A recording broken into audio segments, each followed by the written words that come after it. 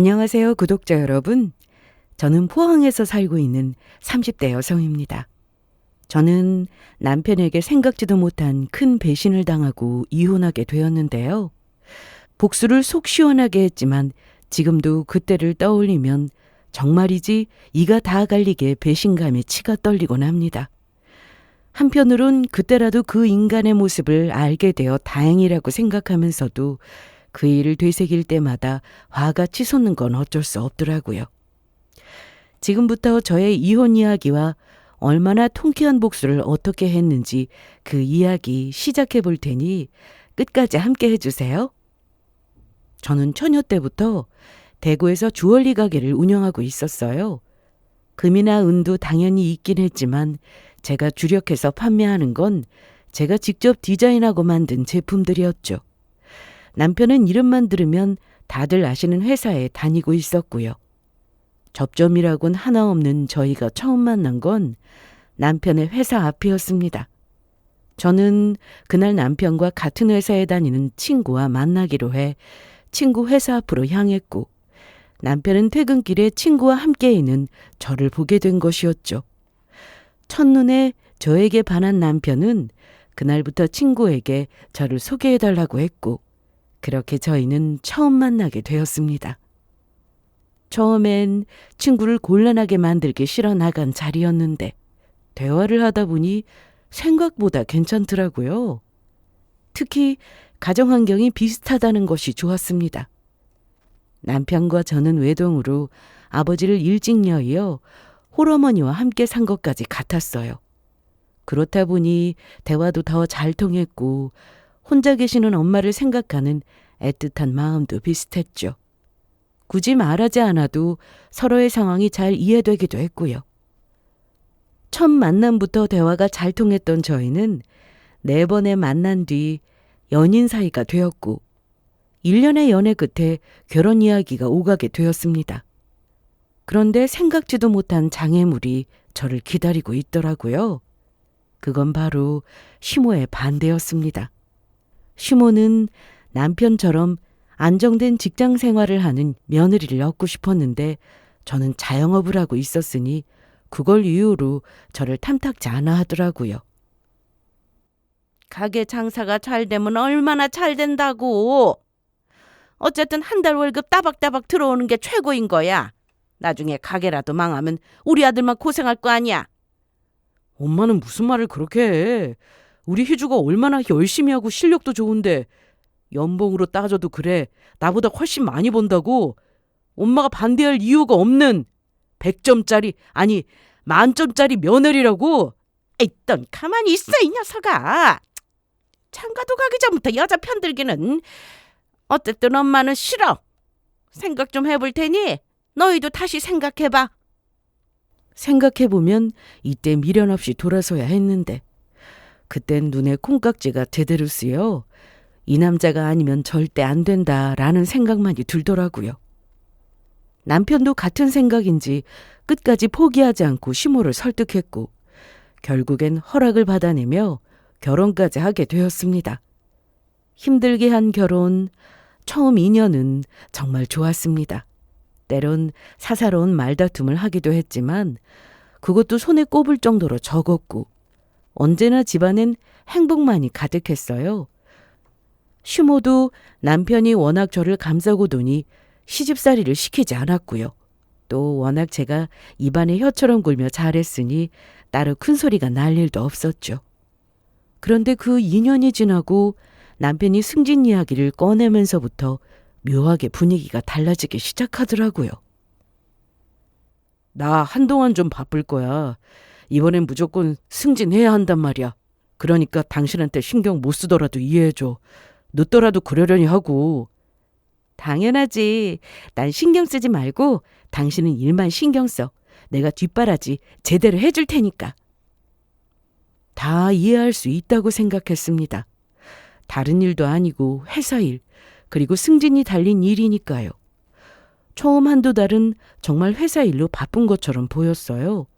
퇴근하면 지친 얼굴로 소파에 누워 한숨을 쉬고 주말에도 노트북을 펼쳐놓고 보고서를 작성했죠. 저도 최대한 배려하려고 노력했죠. 남편이 좋아하는 음식을 해주고 조용히 일할 수 있는 환경을 만들어주고요. 그런데 3개월쯤 지나자 뭔가 달라지더라고요. 늦게 들어오는 건 똑같은데 술 냄새가 나기 시작했어요. 처음엔 회식이려니 했죠. 그런데 회식이 주 3, 4회씩 있다는 게 말이 되나요? 거기에다 주말에도 갑자기 골프 약속이 생겼다면 나가고 저녁 약속도 잦아졌어요. 의심하면서도 승진 때문에 인맥 관리하는구나 하고 스스로를 설득했습니다. 거기에다 출근만 했다 하면 연락이 아예 되지 않기도 했고요. 다른 것은 다 그렇다 하더라도 연락조차 되지 않는 건 의심스럽기 시작했죠. 그래서 남편과 같은 회사에 다니는 친구에게 물어보게 되었습니다. 저기 요즘 회사 분위기 어때? 우리 남편은 승진 때문에 엄청 바쁜 것 같던데. 말도 마라. 다들 승진 때문에 눈찐 싸움? 장난 아니야. 네 남편도 이번에 언급되는 것 같긴 하더라. 친구도 맞다고 하니 의심은 하지 않았지만 답답한 상황인 것은 확실했습니다. 심지어 그땐 저도 힘든 시기였어요. 제가 자체 제작한 상품을 그대로 따라 만드는 곳이 생겨나며 매출이 반토막이 난 시기였기 때문이었죠. 저작권 문제는 생각보다 복잡했어요. 변호사 비용도 만만치 않았고 중고 수집부터 시작해서 모든 게 제 몫이었죠. 제가 직접 디자인한 작품들이 대놓고 복제되어 더 싼 가격에 팔리는 걸 보면 정말 억울하고 화가 나는 상황이었습니다. 밤새워 디자인하고 손으로 하나하나 만든 작품들인데 말이에요. 그 스트레스로 잠도 제대로 못 자고 식욕도 없어져서 한 달 사이에 5kg나 빠졌죠. 그럴 때 남편이 조금만 위로해 줬어도, 아니 그냥 힘들겠다 한마디만 해줬어도 버틸 수 있었을 것 같았는데 남편은 집에만 오면 피곤하다며 방문을 닫아버리고 제 이야기는 들으려고도 하지 않더라고요. 거기에다 가끔 제 이야기를 꺼내면 그래서 어쩌라고? 나도 바쁘니까라며 짜증부터 내는 통에 점점 말문이 막히더라고요. 잠도 제대로 자지 못하니 체력적으로도 많이 힘들었지만 기댈 곳 하나 없다는 것이 심적으로 참 힘들었습니다. 가정도 일도 제 뜻대로 풀리지 않아 충분히 힘든 그 상황에 시모까지 나서 저를 힘들게 하더라고요. 저희 사이가 조금 소원해진 걸 눈치챈 시모가 그때만 기다린 사람처럼 저만 보면 잔소리를 늘어놓기 시작한 것이었죠. 그날은 일요일로 남편은 회사에 급한 일이 있다며 나가버리고 저는 시모의 부름으로 시댁에 간 날이었어요.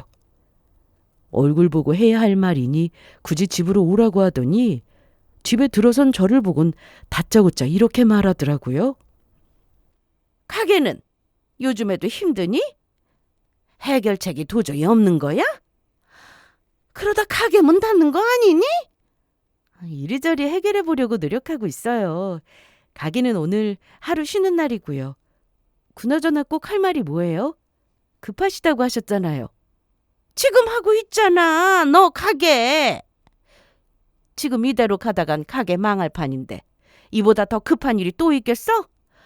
친구들은 공무원 대기업 며느리를 얻어서 다들 걱정 없다고 하던데 나는 도대체 이게 뭐니?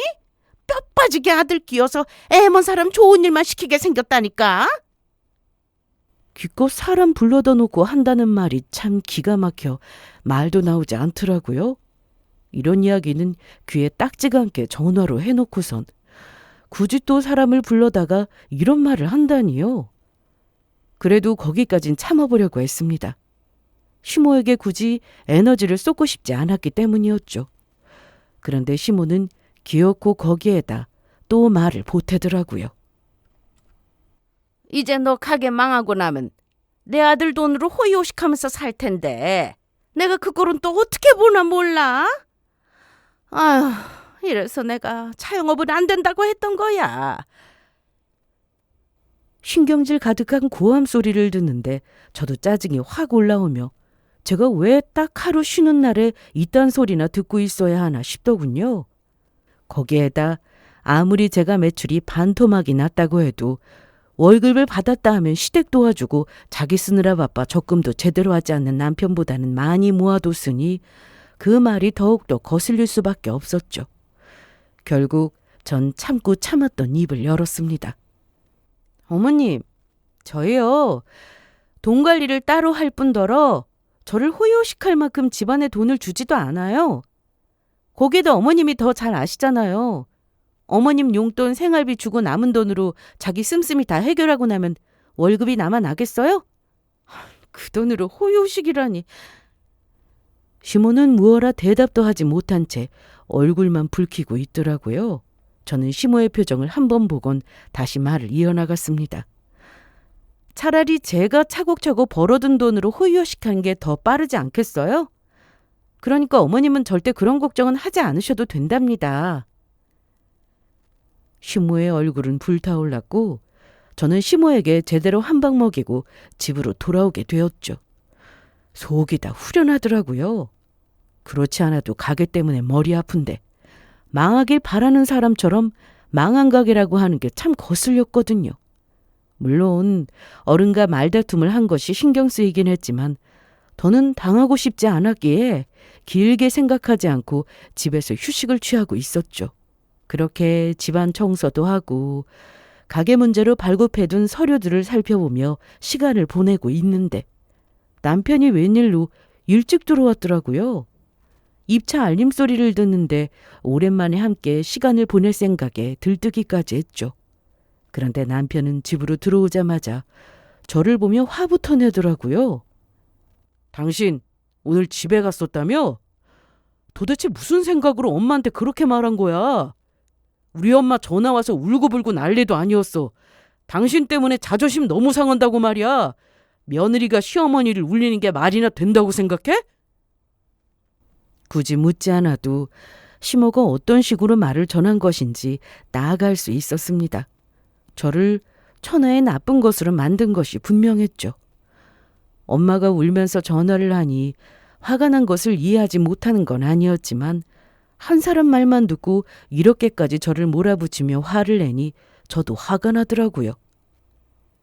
당신은 왜 그런 상황이 되었는지에 대해서는 전혀 궁금하지 않아? 내가 어머님은 가만히 계시는데 화를 냈겠냐고. 다 어머님이 말씀을 심하게 하시니까 나도 화를 냈다는 생각은 못하는 거야? 당신은 며느리잖아. 며느리가 됐으면 당연히 참아야지.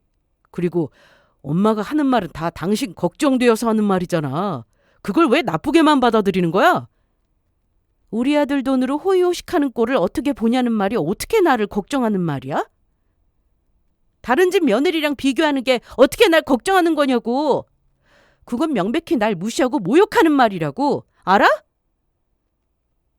제 생각대로 남편은 자세한 내막은 알지 못했는지 조금 놀란 눈치더라고요. 하지만 말다툼에선 절대 지고 싶지 않다는 듯 목에 핏대까지 세우며 저의 말에 반발하기 시작했죠. 그래도 좀 참았어야지. 엄마 버린 시어머니 이겨먹고 그 눈에서 눈물 빼니까 좋아? 속이 후련해? 그냥 엄마도 상황이 상황이다 보니까 속이 상해서 하는 말이잖아. 참는 것도 한두 번이지. 하루가 멀다고 전화와서 망한 가게라고 하면서 고사를 지내지를 않나. 사람을 남편 등골이나 빼먹는 식충이 취급을 하지를 않나. 나 이제 안 참아. 나도 내 할 말은 하고 살 거라고. 이렇게 시작한 부부싸움은 끝날 조짐이 보이지 않더라고요. 남편은 무조건 시모에게 바싹 굽히고 살아라는 주장이었고 저는 더는 당하고만 있지 않는다는 주장을 했죠. 칼과 방패의 싸움은 끝나지 않았고 결국 그 어떤 결론은 나지 않은 채 상처만이 남은 싸움으로 끝이 났습니다. 거기에다 남편은 더는 제 꼴도 보기 싫다는 듯 옷만 갈아입고 나가버리더라고요. 하여튼 바빠 죽겠는데 이게 무슨 시간 낭비야. 뒷바라지 잘해준다더니 잘해주기는 무슨. 괜히 엄마하고 싸워서 신경만 더 쓰게 하고 말이야. 도움이 안 돼. 이런 말을 남겨두고 말이에요. 쾅 하고 닫힌 문을 바라보는데 참 서럽더라고요. 고작 2년 만에 이런 꼴을 보려고 그 반대를 이겨내고 결혼을 한 것인가 하는 생각마저도 들었죠. 하지만 그럼에도 이 시기만 지나면 나아질 거라고, 다들 이런 고비쯤은 찾아오는 것이라고요. 이 또한 지나가리라고 생각하려고 했습니다. 이런 일로 이혼을 할 수는 없었으니 제 나름대로 마음을 달랬던 것이었죠. 저는 그렇게 마음을 다잡고 있는데 남편은 점점 멀어지기만 하더라고요. 한 번의 큰 싸움 이후 늦게 들어오는 것은 물론이고 외박까지 하기 시작했어요. 어쩌다 집에 일찍 들어와도 피곤하다는 핑계로 자기만 하고 저와는 대화조차도 하지 않으려고 했죠. 그런 남편의 모습에 저도 점점 지쳐가던 어느 주말이었습니다. 남편은 늦잠을 자고 있었고 저는 출근 준비를 끝내고 소파에 잠시 앉아 커피 한 잔을 마시던 중이었죠.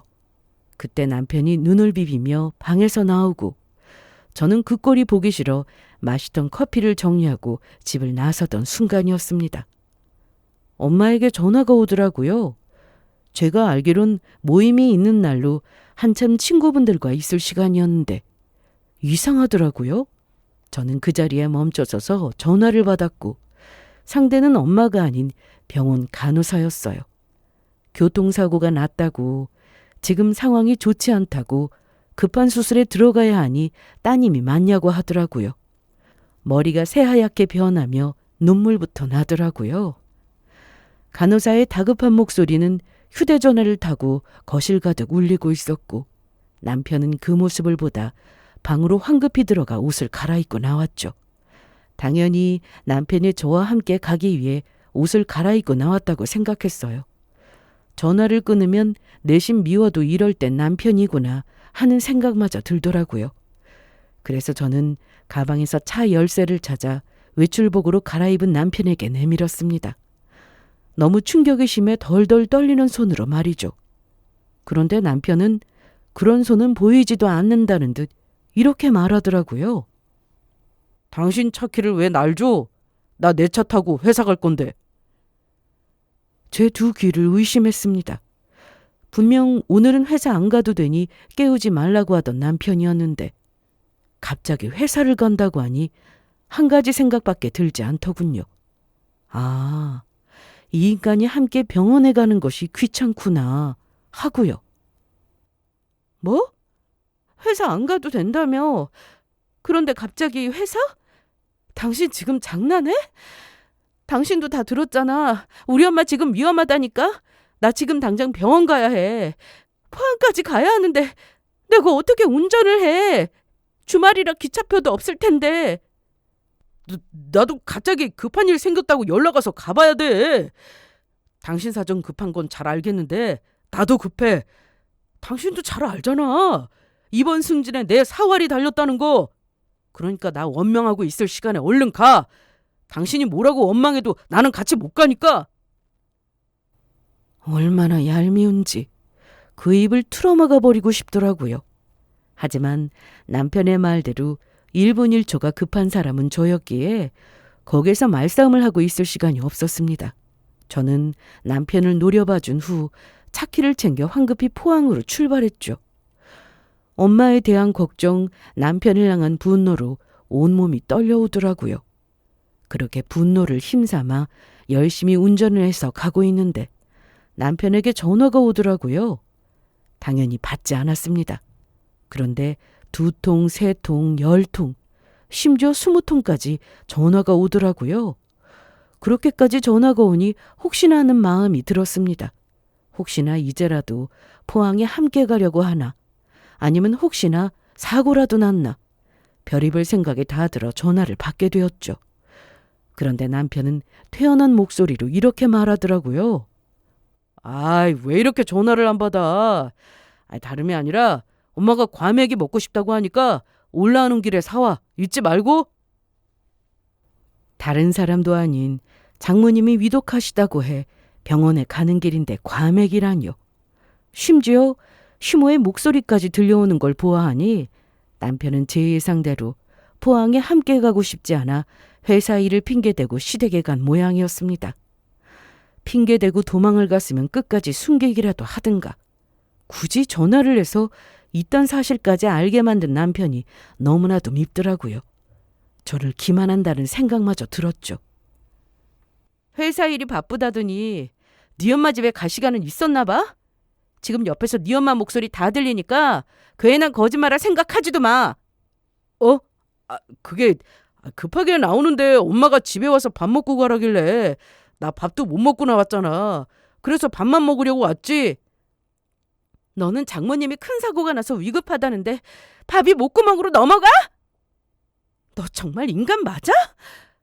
장모님은 장모님이고 나는 나잖아. 장모님이 편찮으시면 나까지 쫄쫄 굶어야 해? 아이 진짜 아침부터 짜증나게 잔소리 좀 그만하고 올 때 과메기나 사와. 입에는 상스러운 많은 욕이 맴돌았지만 그냥 전화를 끊어버렸습니다. 그대로 제가 입을 여는 순간 너무 흥분을 해 사고가 날 것만 같았거든요. 지금 가장 급한 건 제가 무사히 엄마가 계시는 병원에 가는 것이었으니까요. 그렇게 몇 번의 고비 끝에 병원에 도착했고 엄마는 큰 수술을 받고 계셨죠. 수술방 밖에서 얼마나 빌고 빌었는지 모릅니다. 부디 엄마만 무사하게 해달라고요. 하지만 제 바람은 이루어지지 않았어요. 수술을 마치고 나온 엄마는 3일을 채 넘기지 못하고 하늘나라로 가시게 되었죠. 엄마마저 떠났다는 상실감과 슬픔에 정신을 차리지 못하고 있는데 남편이 또 연락이 왔더라고요. 차마 통화는 하고 싶지 않아 엄마의 소식을 문자로 보냈더니 그걸 확인하고 전화가 온 것이었어요. 당신 괜찮아? 괜찮을 리가 있어? 뻔한 질문하려고 전화했어? 아니야, 언제 올 건데? 지금 출발해? 아니 그게 아니라 나 회사 일 때문에 못 갈 것 같아. 이 말을 듣는데 이 인간이 정말 제정신이 아니구나 싶었습니다. 지난 며칠간 밥은커녕 물도 제대로 마시지 못해 힘이 하나도 없는데 남편의 말에 없는 힘까지 생겨나며 고함이 절로 질러지더라고요. 너 진짜 미쳤니? 다른 날도 아니고 네 장모 장례식이야. 그까진 일이 뭐길래 장모님 장례식도 못 온다는 게 말이나 돼? 내가 많이 양보해서 병원에 같이 안 온 것도 그냥 넘어가 보려고 했어. 그런데 장례식도 못 온다고? 나한테 가족은 당신뿐인데 그걸 지금 말이라고 해? 아니 나도 웬만하면 가려고 했지. 그런데 포항까지 언제 갔다가 장례 치르고 다시 돌아와. 당신도 알잖아. 나 이번에 진짜 중요하다니까. 변명을 하려거든 제대로 해. 서울에서 오는 것도 아니고 고작 대구에서 포항이 얼마나 멀다고 그딴 변명을 하는 거야? 당신 진짜 대단하다. 대단해. 오든 말든 알아서 해.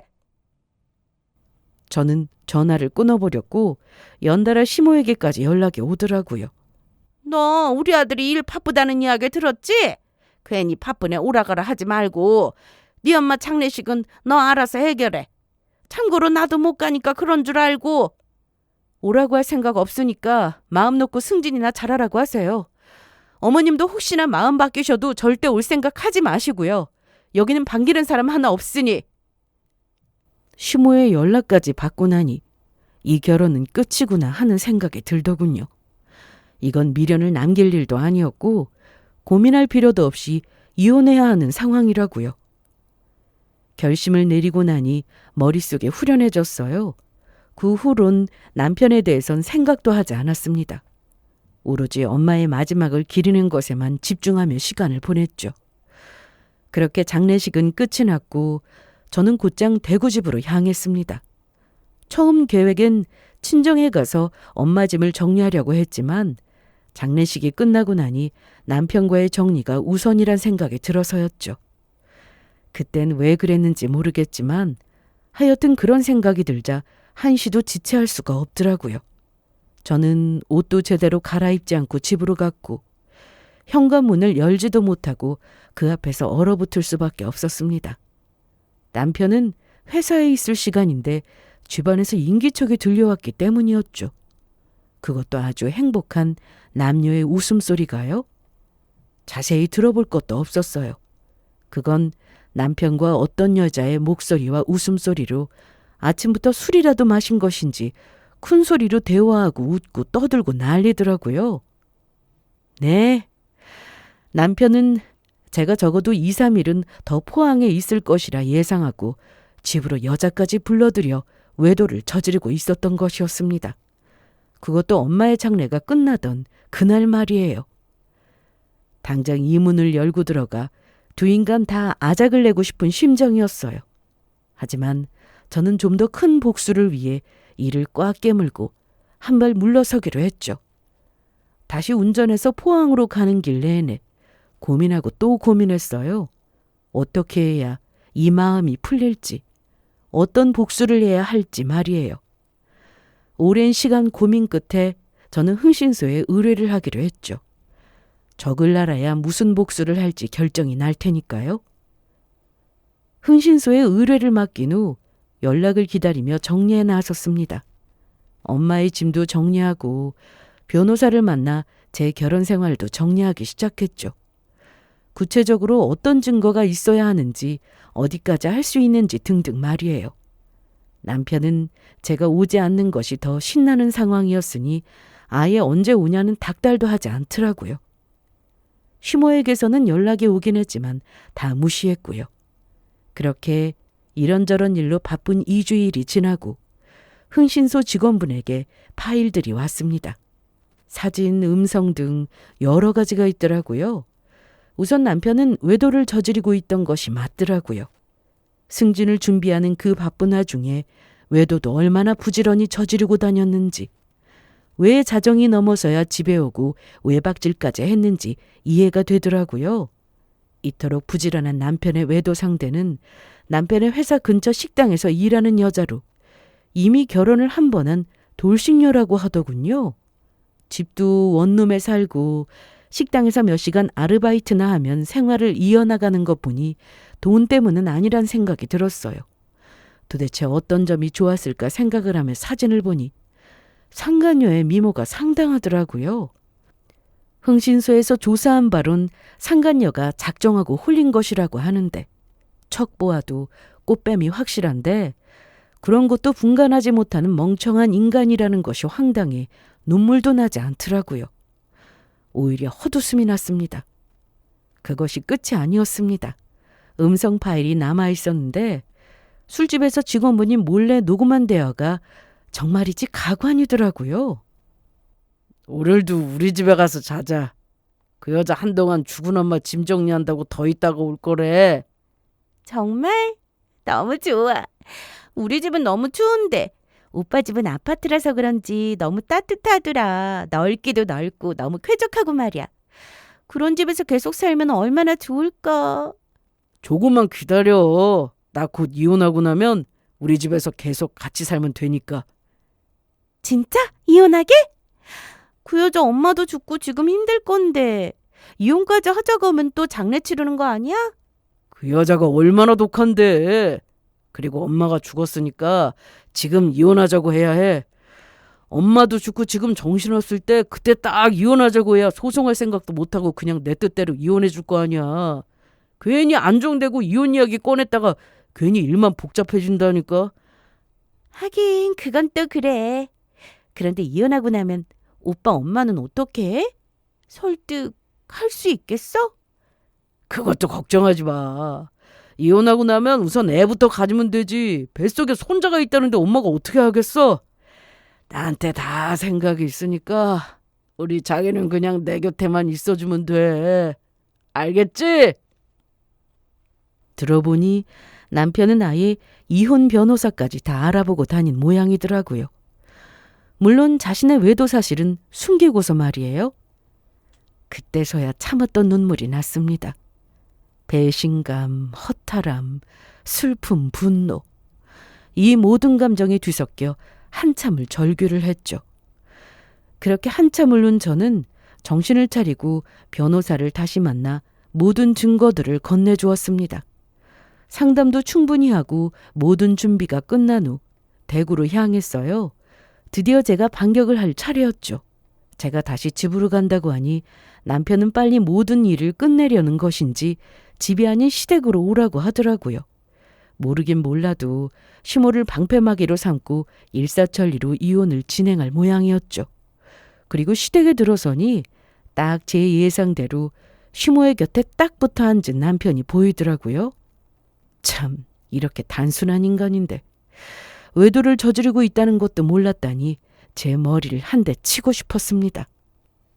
저는 두 사람의 맞은편에 자리를 잡고 앉았고 제가 앉자마자 남편이 말을 꺼내더라고요. 당신 상황이 상황인 만큼 미루려고 했는데 도저히 안 되겠어. 우리 이혼하자. 사실 우리 말만 부부지 남처럼 산 지도 꽤 됐잖아.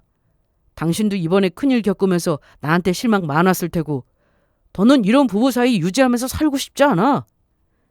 남편은 망설임 하나 없이 이혼을 말했고 시모는 남편의 말이 다 맞다는 듯 고개만 끄덕이더라고요. 이미 짜놓은 판이 분명했죠. 이미 다 예상을 하고 있었던 터라 놀라거나 충격적이지도 않았습니다. 그저 앞으로 제가 꺼내놓을 진실이 어떤 결과를 가지고 올까 그것을 상상하기 바빴죠. 제 입가엔 절로 미소가 지어졌고 저는 웃으며 말을 꺼냈습니다.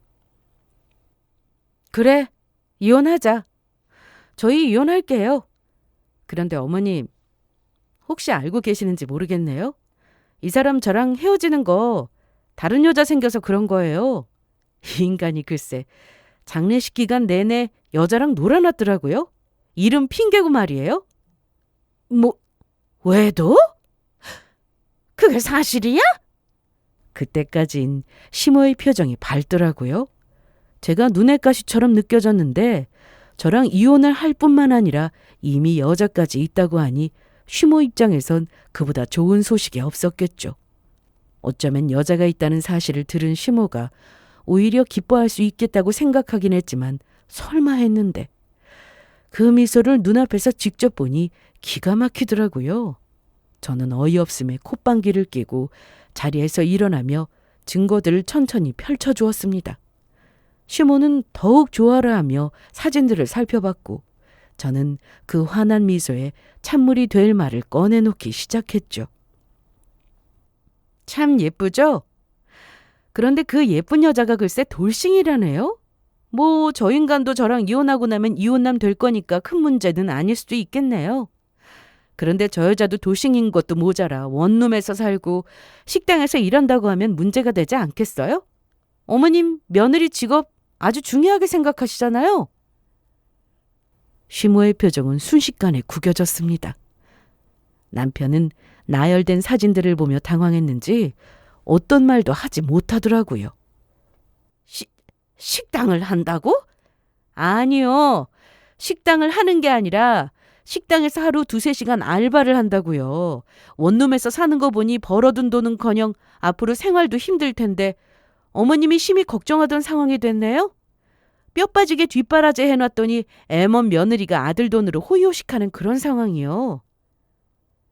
시모는 생각만 해도 뒷골이 당긴다는 듯 목덜미를 잡고 남편을 노려보더군요. 시모의 눈빛을 읽은 남편은 자신이 세운 계획이 다 무너졌다는 걸 깨달았는지 저에게 고함을 지르기 시작했고요. 더 미쳤어? 이혼을 하려거든 곱게 하면 되지. 이딴 건 왜 밝히는 거야? 다 함께 죽자는 거야? 그리고 이런 건 어떻게 하라는 건데? 내 뒷조사라도 했어? 뒷조사 했는데 후회스럽더라. 이 정도로 주변 눈치 보지 않고 여기저기서 외도 저지르는 거면 그냥 나도 대놓고 조사할 거라고 말이야. 아참, 당신이 그 여자 데리고 우리 집까지 오가는 장면까지 다 확보해 놓았으니까 각오해. 야, 너 진짜 이렇게까지 해야겠어? 그래도 지금은 부부 사이인데. 그러는 너는 우리가 부부 사이인데 장모님 장례식에도 안 오고 여자랑 그러고 싶었니? 네가 한 짓거리는 생각 안 하고 어디에서 고함을 질러?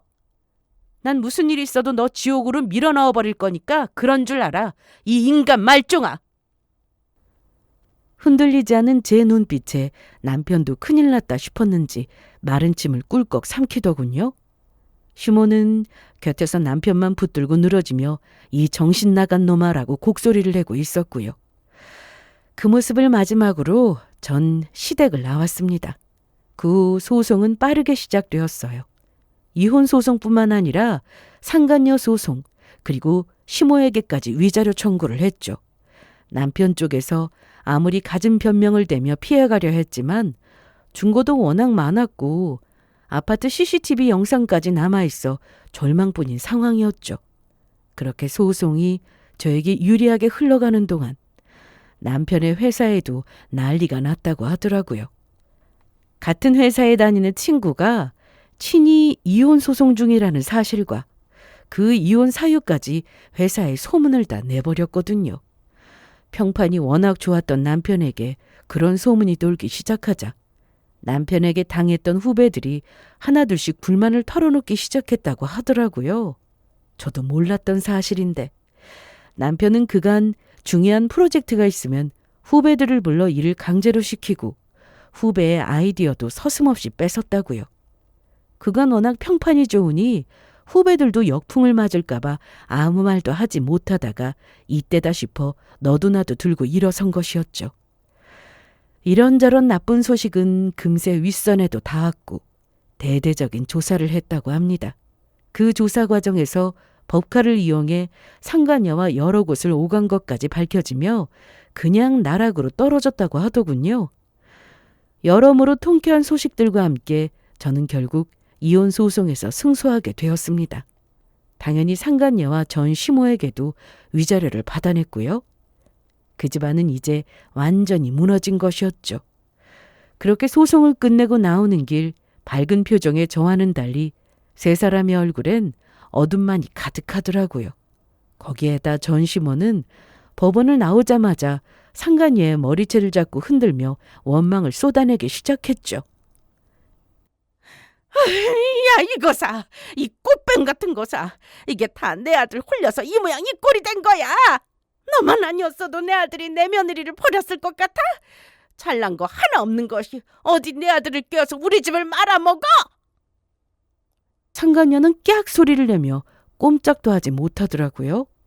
그 모습을 본 전 남편은 눈을 동그랗게 뜨고 두 사람에게로 달려가 일말의 망설임도 없이 전 시모를 밀어버렸습니다.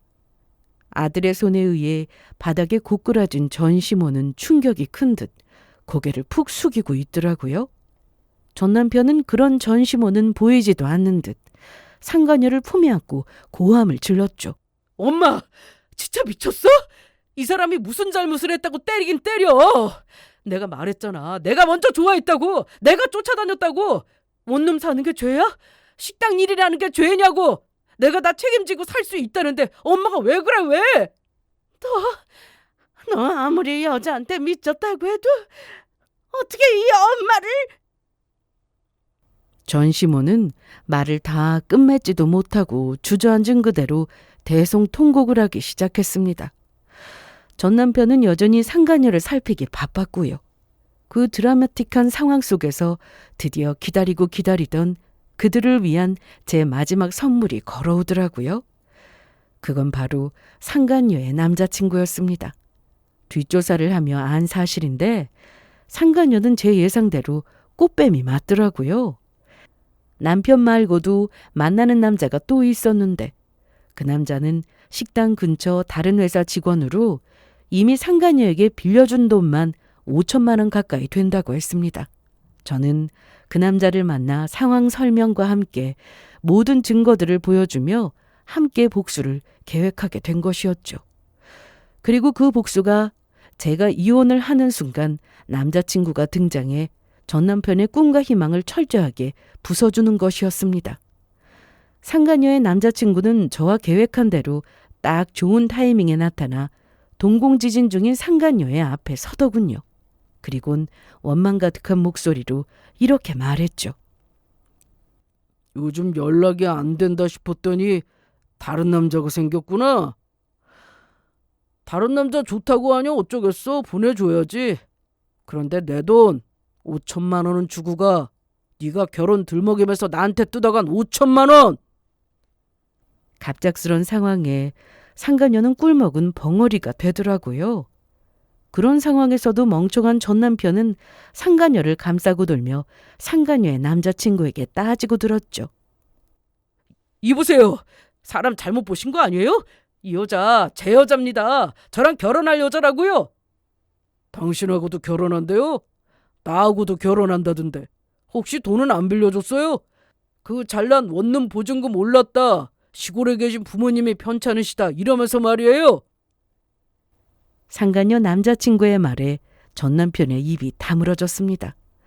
아마 자신도 똑같이 당했던 것이겠죠.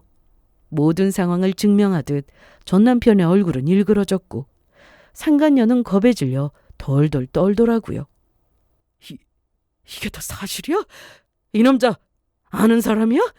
이 남자한테도 결혼하자고 하면서 돈 빌렸어? 날 속인 거냐고? 오빠, 내 말 좀 들어봐. 이 남자 만난 것도 맞고 돈 빌린 것도 맞는데 오빠 만나면서 다 정리했어. 빌린 돈은 내가 벌어서 다 갚으려고 했고 말이야. 내가 사랑하는 거 오빠뿐이라는 거 잘 알잖아. 나 못 믿어?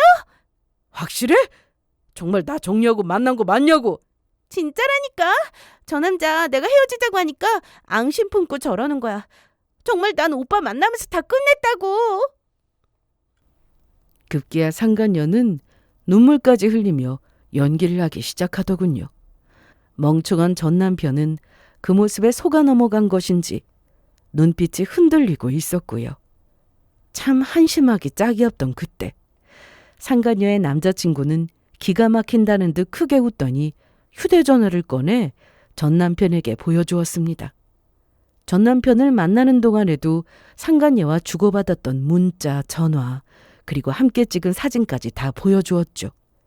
상간녀는 어떻게 해서든 보여주지 않으려 막았지만 남자 둘의 힘을 당해낼 순 없었죠. 그리고 모든 사실이 밝혀지는 순간 전시모가 다시 일어나 상간녀에게 달려들더군요.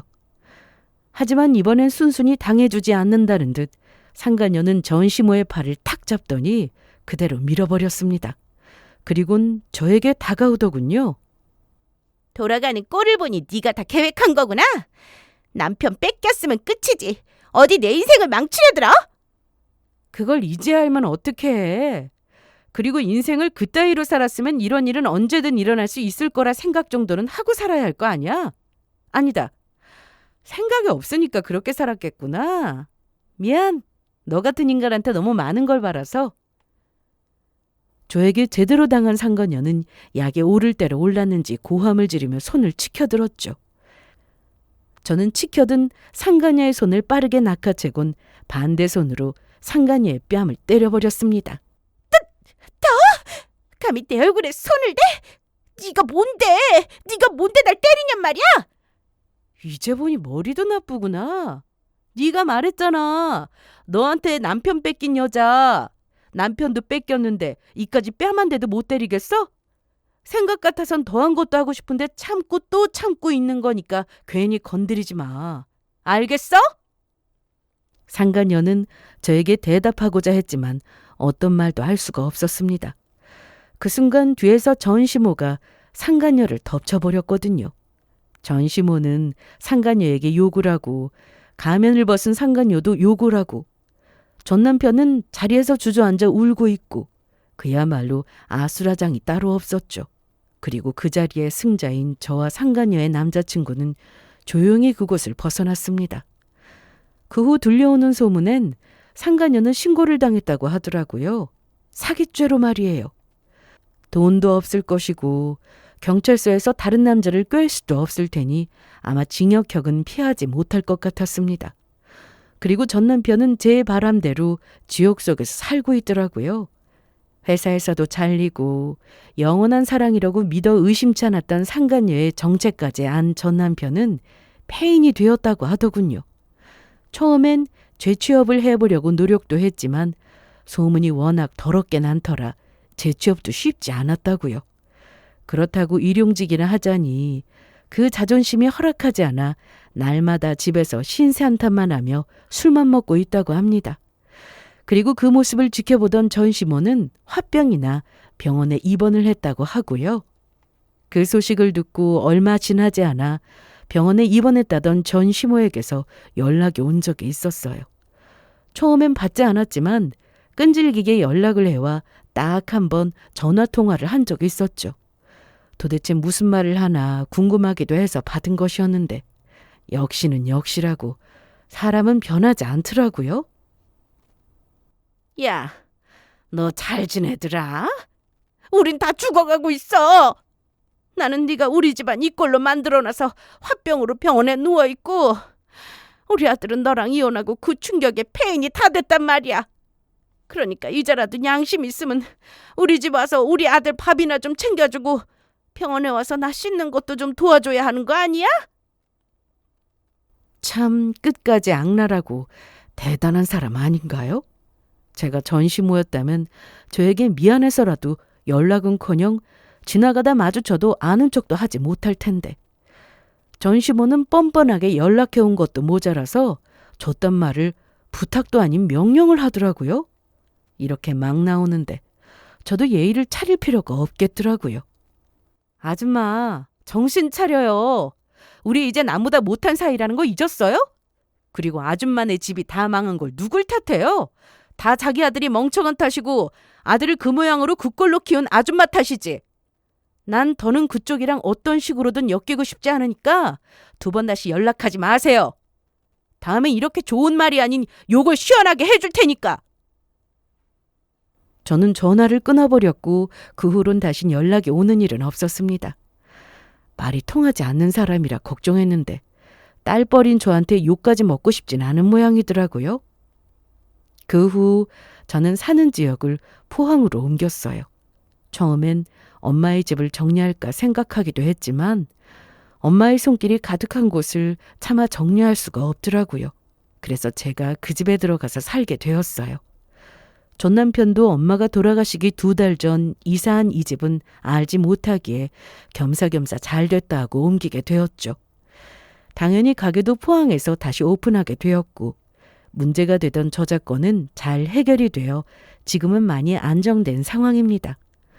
저작권이 해결된 것도 크지만 다른 곳에서 저렴한 상품을 산 고객들이 싼 게 비지떡이라는 큰 깨달음을 얻고 다시 돌아오기 시작하며 자진해서 홍보를 해주신 덕에 요즘엔 예전보다 더 바쁜 날들을 보내고 있어요. 전과는 비교도 되지 않을 정도의 매출이 찍힌달까요? 요즘엔 직원도 생겼고 공방까지 운영하며 지내고 있어요. 그리고 만나는 사람은 없는데요. 지금까진 마음의 준비가 되지 않은 것 같아 소개팅도 다 거절했는데 이젠 어느 정도 제 삶을 찾은 것 같아 다음 주에 소개팅을 하기로 했답니다. 오늘 여기에서 마지막으로 이혼 이야기를 풀어내며 하소연 한 판 시원하게 하고 다음 주 소개팅에서 좋은 사람을 만나보려고요. 설사 소개팅이 잘 풀리지 않는다고 해도 기회는 또 있을 테니 실망하진 않을 겁니다. 새로운 사랑이 찾아온다면 좋겠지만 사랑이 없어도 지금 제가 지내는 이 삶이 완벽하게 행복하다고 생각하니까요. 그러면 저는 이만 물러가 볼게요. 긴 이야기 함께 해주셔서 감사합니다. 행복하세요.